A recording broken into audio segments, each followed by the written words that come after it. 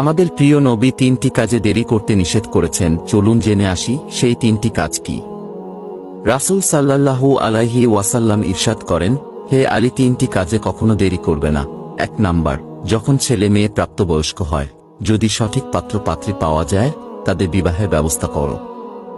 ছেলে মেয়েদের যত তাড়াতাড়ি বিবাহের ব্যবস্থা করা যাবে, ততই তারা ব্যভিচার জিনাহ থেকে বাঁচতে পারবে। রেফারেন্স: তিরমিজি মেশকাত শরীফ হাদিস।